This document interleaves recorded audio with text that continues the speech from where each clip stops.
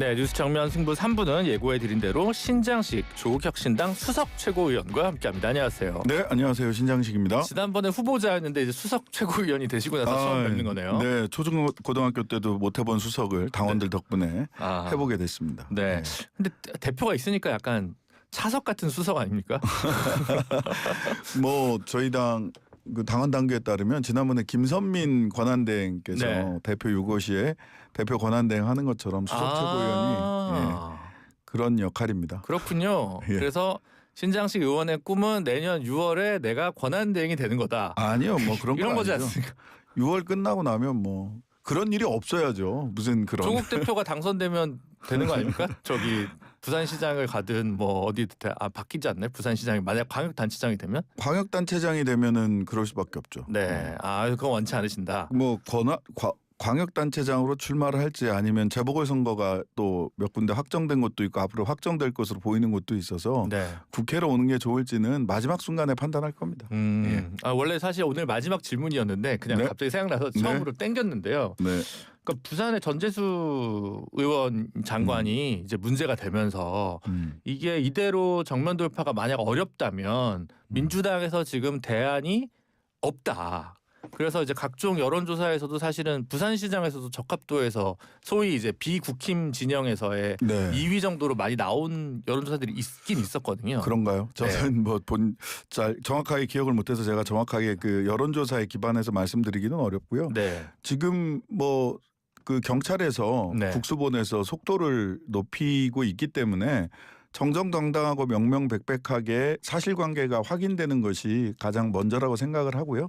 나머지 정치적 상황에 대해서는 거기 부산에서도 지금 열심히 뛰고 있는 전 부산시당 위원장도 계시고 민주당에 그렇기 때문에 지금 예단해서 부산시장 선거 얘기를 하는 것은 쉬운 일은 아닌 것 같습니다. 적절한 일도 아닌 것 같고요. 아니 왜냐하면 이제 국힘 제로가 목표다. 그렇습니다. 어떤 자리에 연연하지는 않는다. 맞습니다. 라고 하는 공식 오피셜한 메시지가 있고 보도에 따르면 관계자들은 단체장보다는 국회 쪽을 보고 있다. 조국혁신당 관계자에 따르면 이런 보도가 있어서. 근데 그거는 국힘 제로를 위해서 가장 필요한 자리, 국힘이 가장 뼈아플 자리에서 조국 대표가 역할이 있을 것이다라고 저는 예상하고 있습니다. 네, 알겠습니다. 그 질문 여기까지 하도록 하고요. 오늘 어쨌든 내란 특검이 이제 정리가 됐습니다. 6개월간의 여정이 이제 조은석 특검 발표로 이제 정리가 됐는데 잘한 점과 아쉬운 점 좀 나눠서 총평을 해주신다면? 가장 인상적이었던 것은 그 조은석 특검이 이번에는 윤석열이라고 답변을 하시더라고요. 지난 180일간의 수사를 통해서 조은석 특검도 더 이상 직책으로라도 그 호칭을 붙이기가 어려운 사람이다라고 판단을 하신 것 같아요. 특히 그 동기가 권력의 독점과 유지라고 동기를 밝히셨잖아요. 그 이외에 뭐 또 다른 동기가 있었을지는 사실은 아직도 저는 수사해 봐야 될 그 필요가 있다고 생각을 하는데요.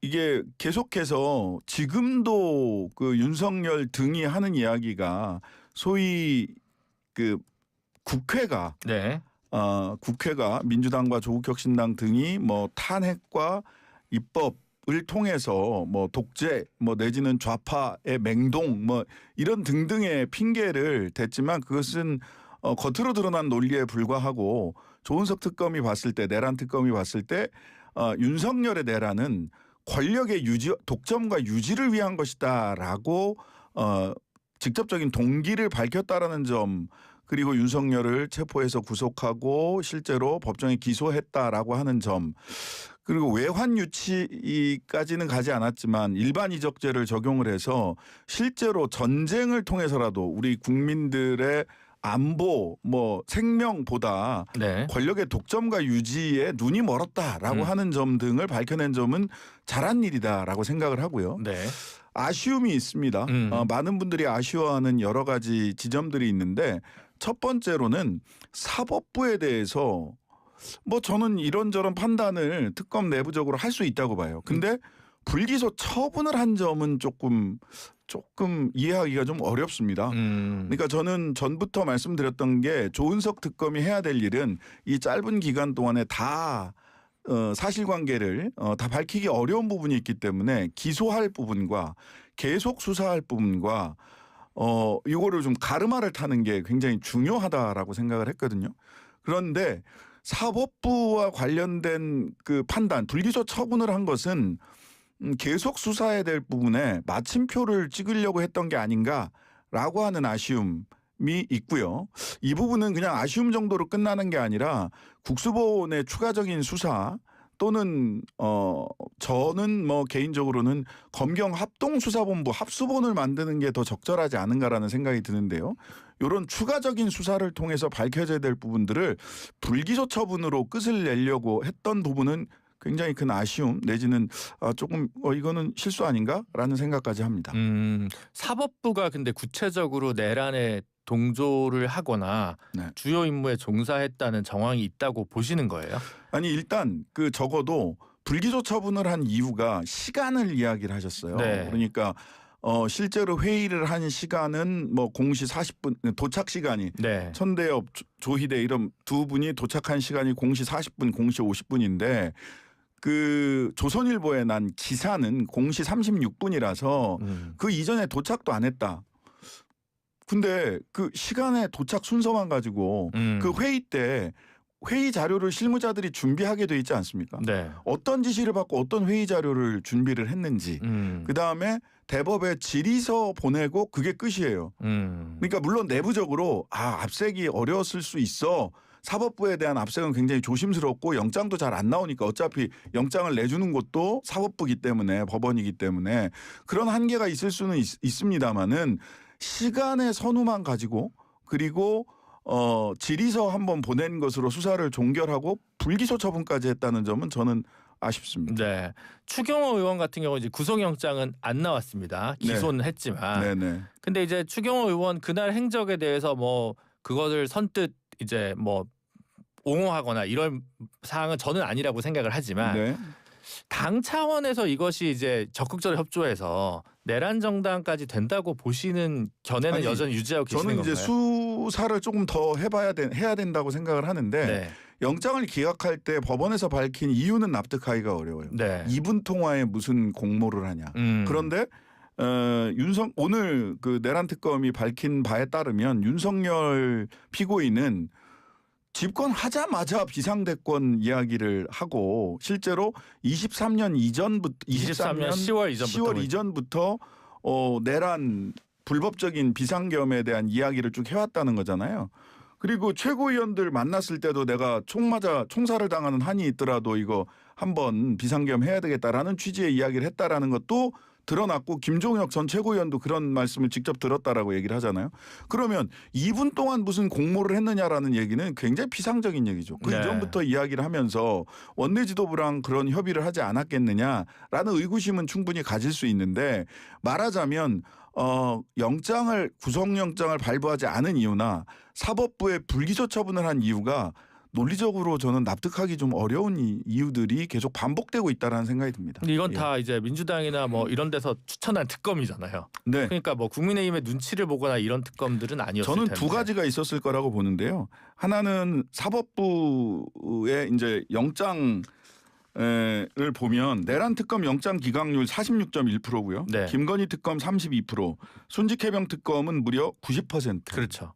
네. 일반 사건 형사 기각률이 23년 통계에 따르면 27%예요. 일반 사건보다 영장 기각률이 압도적으로 높습니다. 네. 예, 이런 부분들은 사법부 스스로 보신 논리에 빠져 있는 게 아닌가라는 의구심을 가질 수밖에 없고요. 그러면서 사법부에 대한 수사가 제대로 진척되기 어려운 형편이 있었을 것으로 저는 보입니다.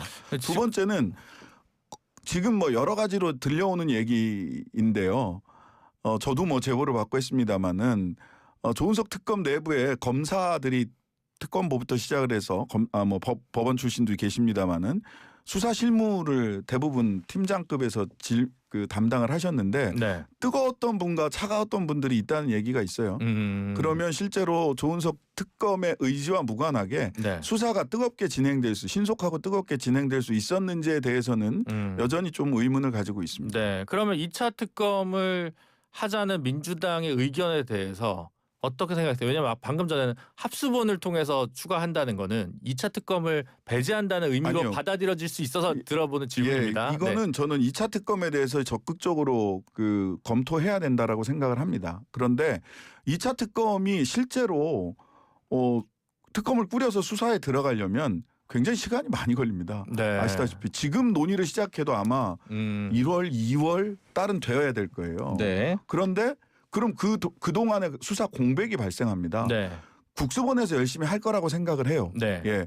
뭐 김용민 의원 같은 경우도 뭐 오늘 어디 다른 유튜브 방송에 나가서 그런 말씀을 하셨던데 차라리 국수본이 나올 수 있다라는 얘기를 하시기도 해요. 네. 그런데 이제 검찰과 경찰이 같이 수사를 하는 것이 좋겠다라고 생각을 하는 이유 중에 하나는 합수본을 구성을 해서 네. 이유 중에 하나는 2차 특검이 본격화되기 전까지 수사의 모멘텀, 수사의 연속성을 보장해야 된다. 그리고 영장 신청 단계 경찰 입장에서는 검찰에 영장을 신청해서 한 번 더 거쳐야 되거든요. 그럼 여기에서 검찰과 경찰, 특히 검찰 중에서 뜨겁고 신속하게 수사를 했던 검사들 같은 경우는 이 수사의 모멘텀을 유지하고자 하는 의지를 가진 분들이 저는 충분히 계시다고 보거든요. 그러면 이분들이 경찰, 국수본과 함께 합수본을 구성을 해서 수사를 하면 되지 않느냐라는 취지입니다. 2차 특검은 열어놓은 가운데 그 중간에 수사의 유지와 모멘텀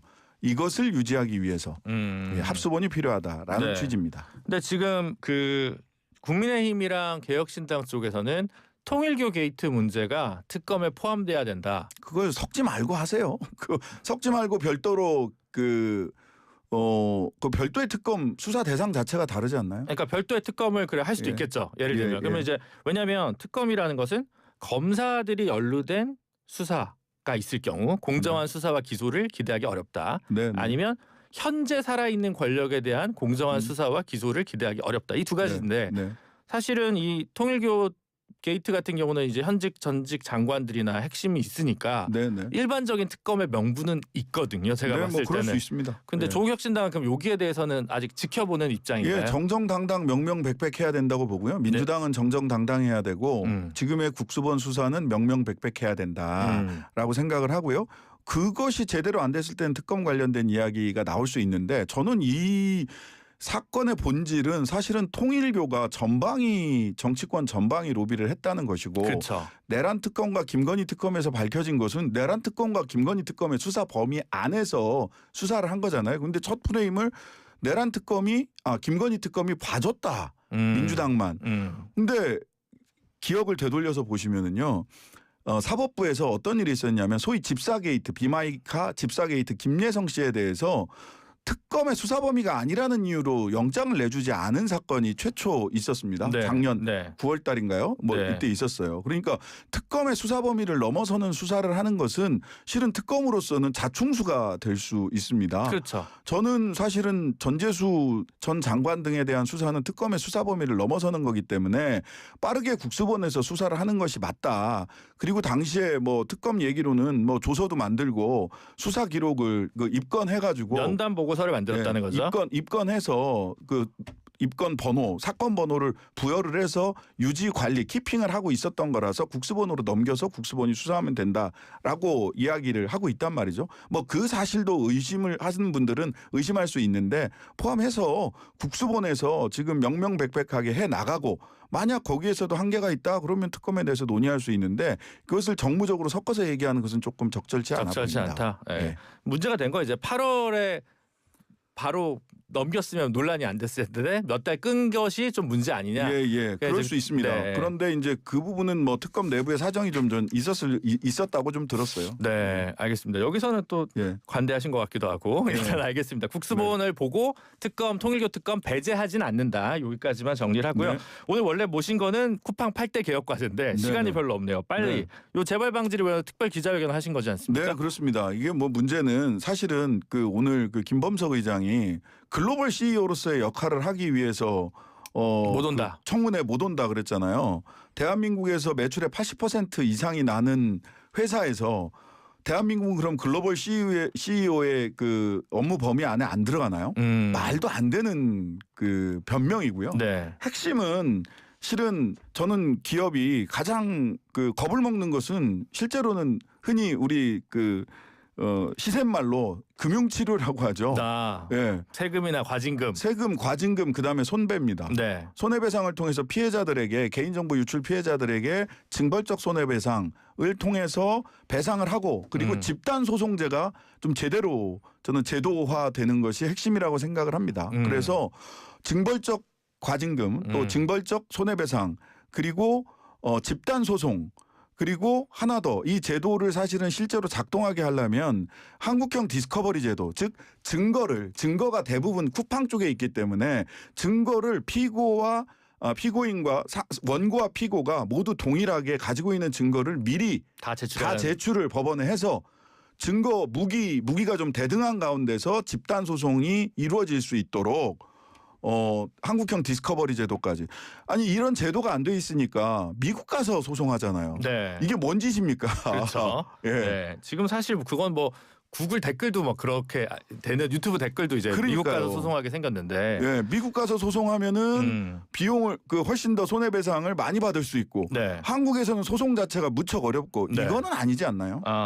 이 부분 관련해서 지금 원래 발의했던 법안도 있고 새로 그렇습니다. 발의할 법안도 있다. 예. 지금 이미 징벌적 손배제나 집단소송법은 이미 차규근 의원님이 법안을 제출을 해놨는데요.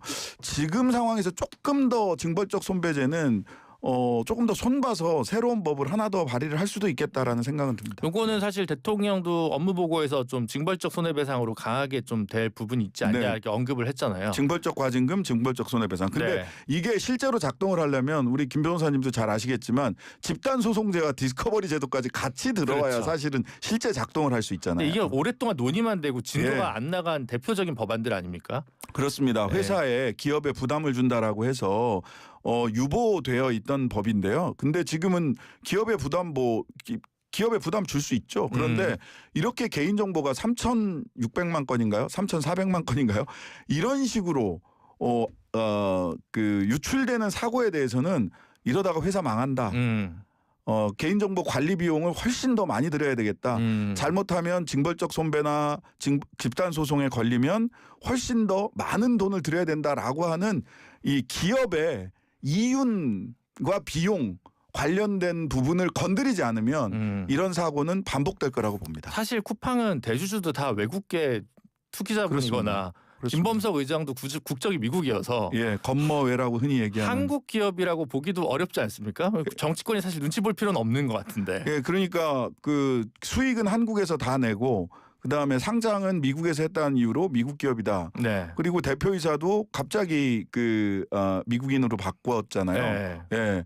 그러면 이제 이분 참 청문회에 나오면 뻔해요. 2배, 3배의 시간을 쓸 겁니다. 네. 중간에 통역하는 사람을 넣어놓고. 김범석 의장도 범킴이라고 해서 미국 국적이죠. 미국 국적입니다. 네, 그래서 요거는 좀 어쨌든 좀 진도가 많이 나갔으면 좋겠다라는. 네, 이번 기회에 반드시 제도적 해결 방안, 목소리 높이는 게 답이 아니기 때문에. 네, 마지막 하나만. 내란 재판 특별법에서 이제 크게 제동을 걸었고 대통령실도 비슷한 분위기에서 일단 한번 스톱이 걸렸는데 민주당은 연내 통과를 시사를 여전히 하고 있습니다.